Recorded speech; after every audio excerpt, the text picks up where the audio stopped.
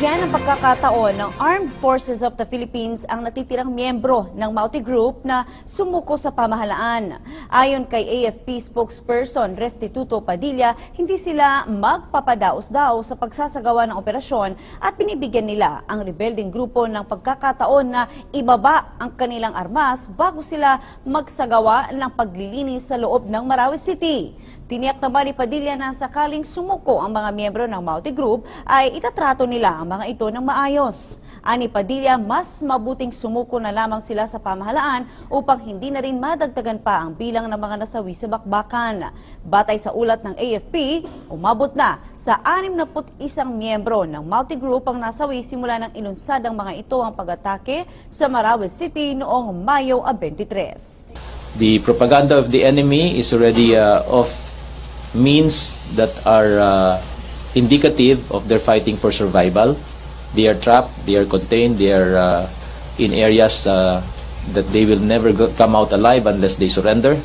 And that's why we are asking them and we are appealing to these armed men to come to their senses, lay down their weapons, and surrender.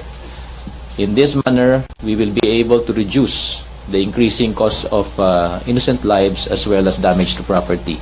And at the same time, further lessens the number of numerous crimes they have been committed. Again, the force that we have been using will be commensurate to the resistance that we are meeting, and we will not employ anything else.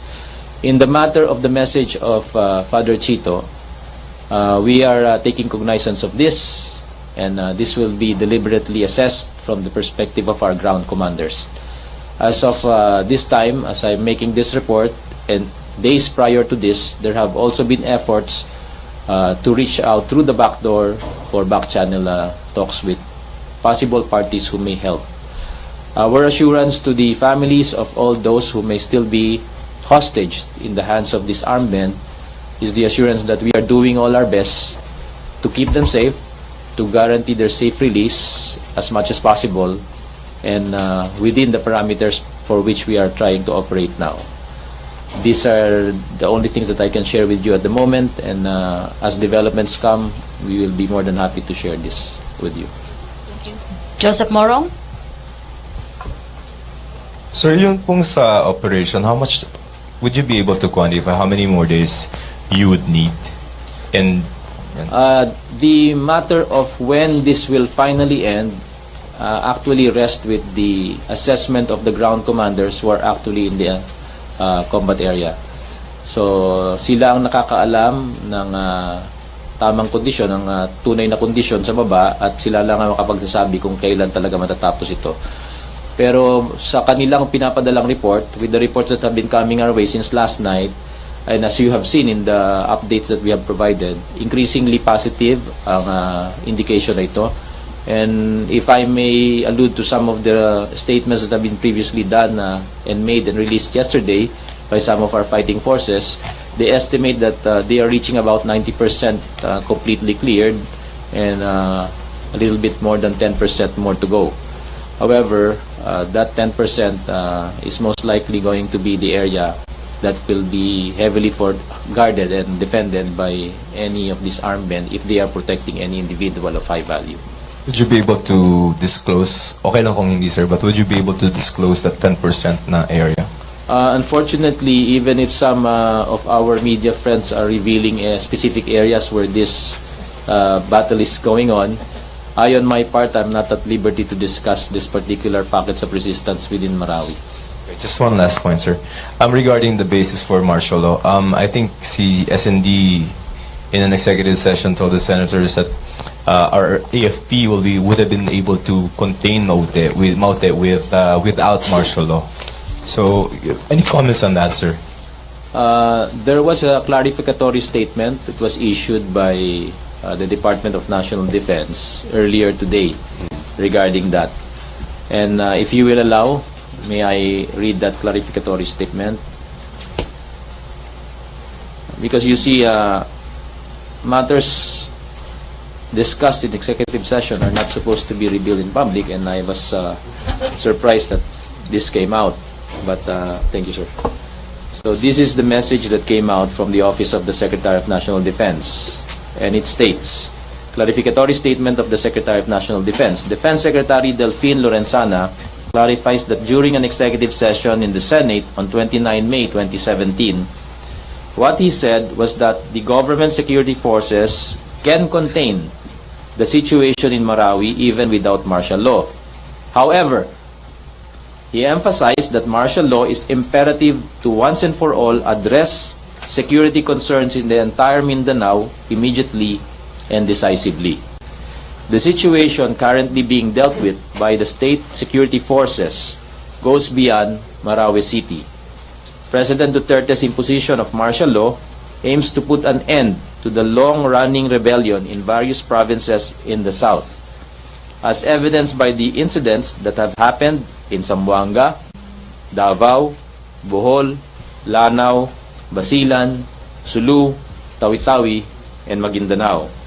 As the President has repeatedly said, kung magde-declare ako ng martial law, tatapusin ko ng lahat ito, referring to the threats posed by ISIS-linked local and foreign terrorist groups whose network covers the entire Mindanao. So, end of statement. I think that more than clarifies the statement that was said by the Senate. So did the senator, sir, put words into his mouth? I cannot say. You'll have to ask them. Okay, thank you, Joseph. Tuesday New, DC Double B. Hi sir, to General Padilla sir. Yes, ma'am. Sir, can you confirm yung sinasabi po na mayroon na raw pong isang kaanak or kapatid o kung ano man yung relationship sa Maute nung isang Omar Maute na na-intercept daw o nahuli sa airport just this morning? Hawak na raw po ng intelligence officers po natin. Yan pong balitang yan na pumasok po hating gabi kagabi at saka a little bit earlier na itanong po sa atin ito.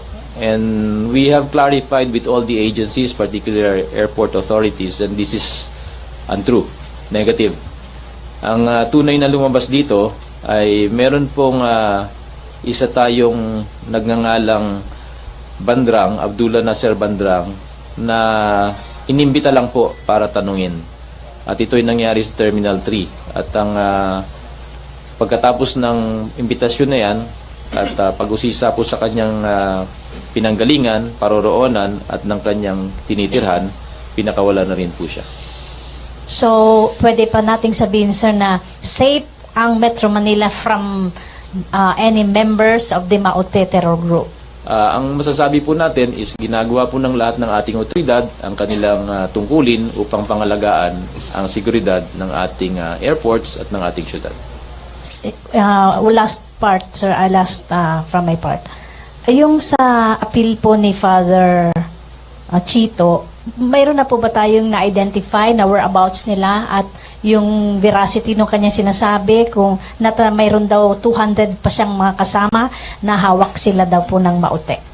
Tulad na nabanggit ko Tuesday, ito ay may laro ng propaganda sa hanay ng kalaban at hindi nga natin batid kung tama yung sinabing mga figura.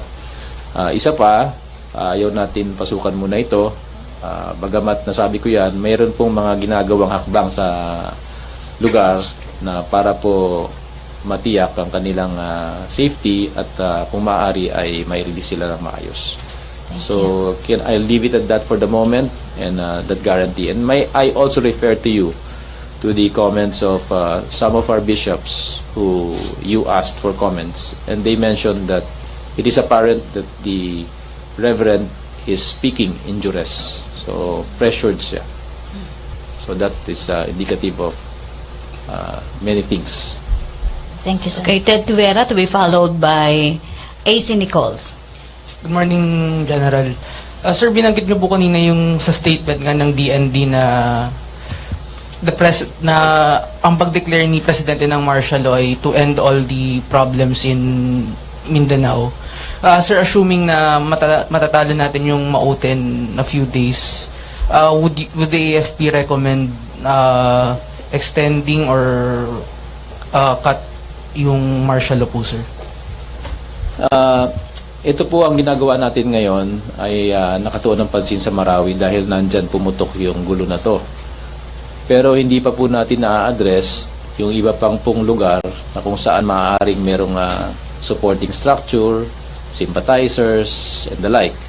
So yung panahon po na ibinigay sa atin ay gagamitin po natin upang ma-address itong mga ibang bagay na ito. So hindi po natin papangunahan dahil itong hinaharap nating problema ngayon ay localized kasi ito yung pinakamalaki at pinaka-immediate na nangangailangan ng ating atensyon. But there are also efforts in other areas to address potential and possible threats that may be coming out in the offing. Okay, AC? This is for spokes. Sir, just to clarify yung statement po about the peace corridors, it was agreed upon during the meeting, sir, on Monday between...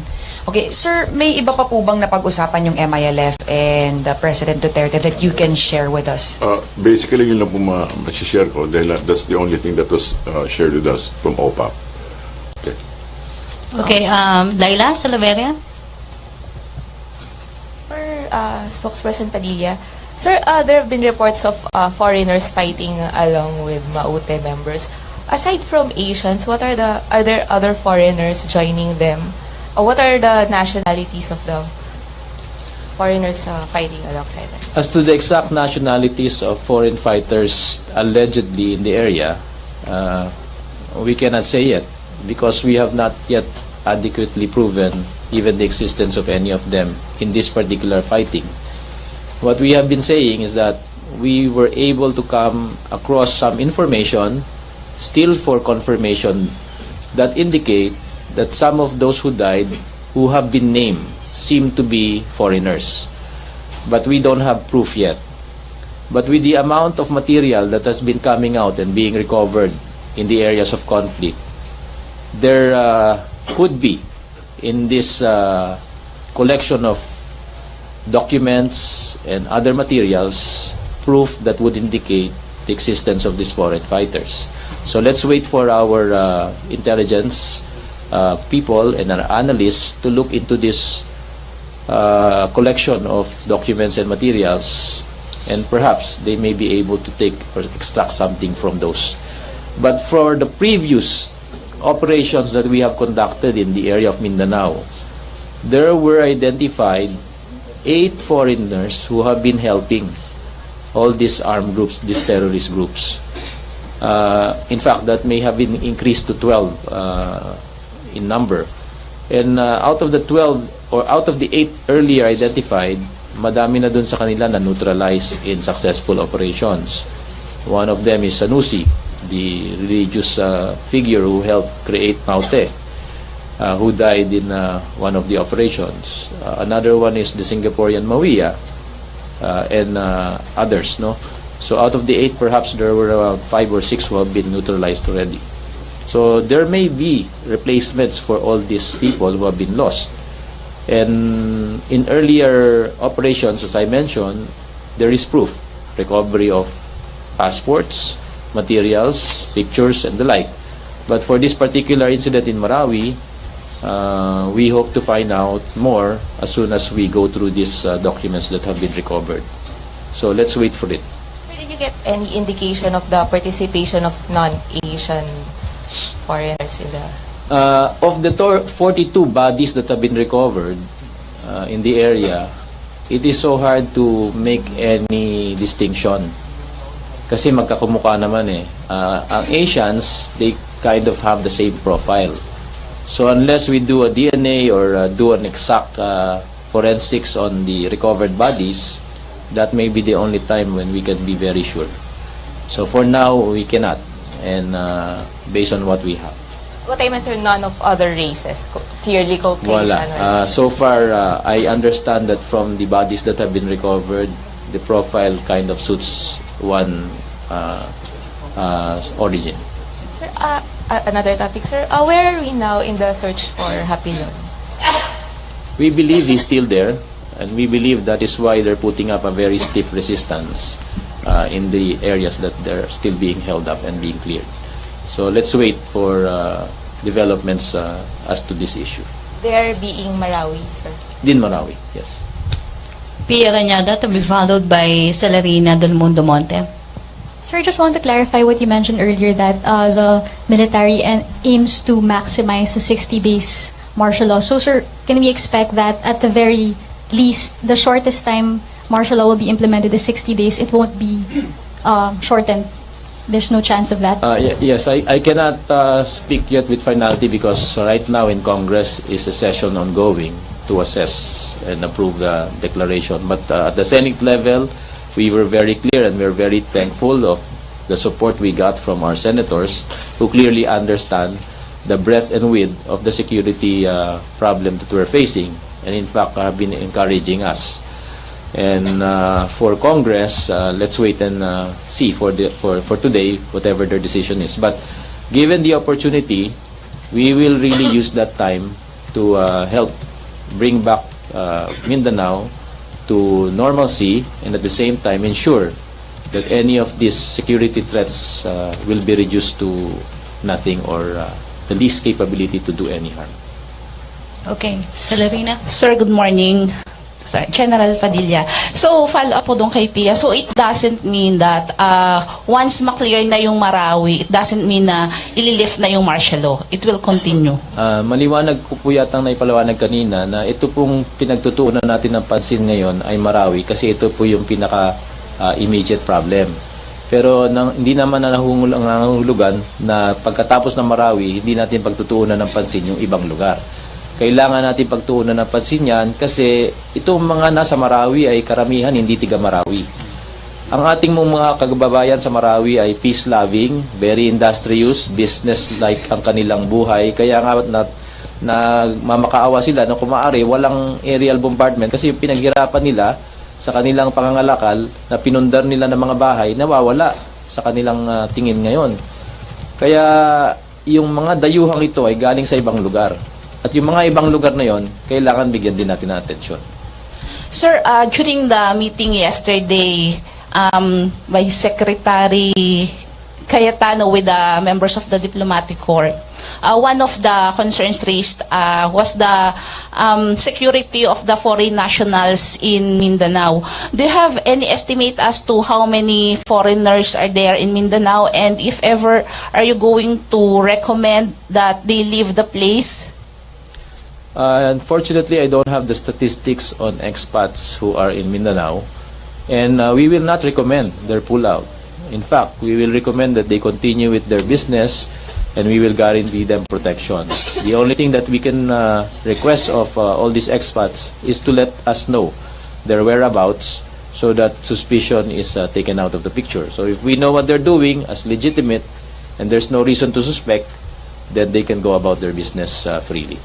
So meaning, sir, they have to report to the military or to the police in the area why they are there?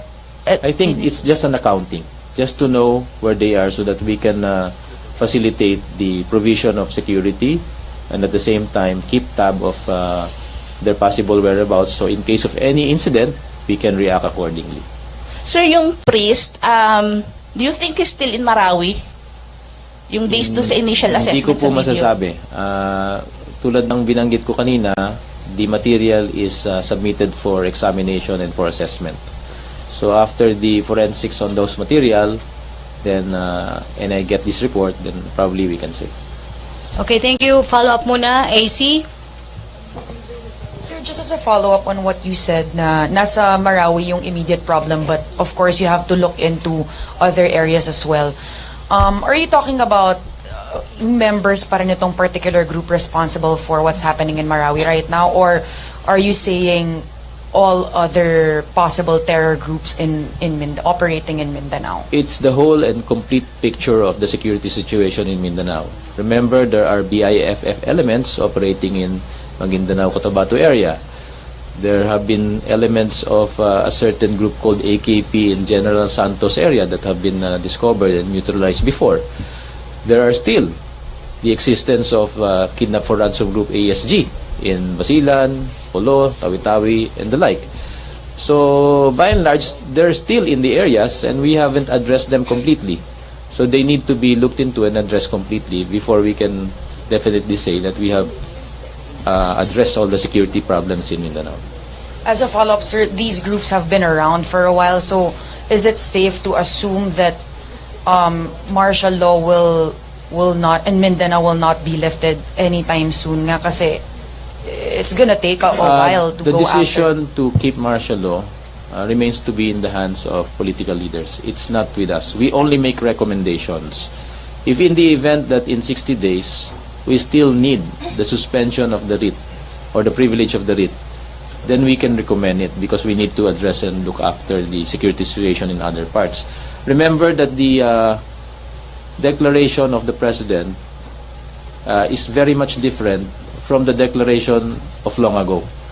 Right now, martial law is implemented not in the fashion of 1972, but in accordance with the spirit of 1987 Constitution, which is ineffectively malaki ang kaibahan. The courts are still working, and we are still obliged to submit to the court people we arrest. The only difference, in as far as we are concerned, is that we are given a longer period of time to make the arrests and submit them to court. In ordinary times, I think it's only 1.5 day, 36 hours. Pag naaresto ang isang individual, bago mo siya maaresto, kinakailangan pumila ka pa para kumuha ng isang arrest warrant o warrant to search. Ngayon, pag meron tayong martial law, sinuspindi po yung privilege. At hindi na namin kailangan pumila para kung merong mga masasamang loob na dapat arestuhin, maaresto kagad. At pag naaresto sila, we are given about 3 days to process them and have them charged in court, which is in contrast, double the time under ordinary period.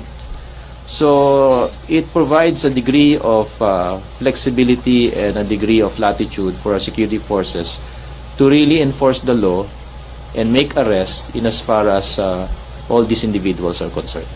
Sorry, sir, last. So just to clarify, you will go after these groups, yung etong BIFF and others, through martial law? Yes, government is dead serious in bringing back peace, longer sustainable peace, and a good security environment for Mindanao. Okay, thank you, AC. Rose, You've been watching today's edition of Mindanao Hour. Presidential spokesperson Ernesto Abella and AFP spokesperson Restituto Padilla giving updates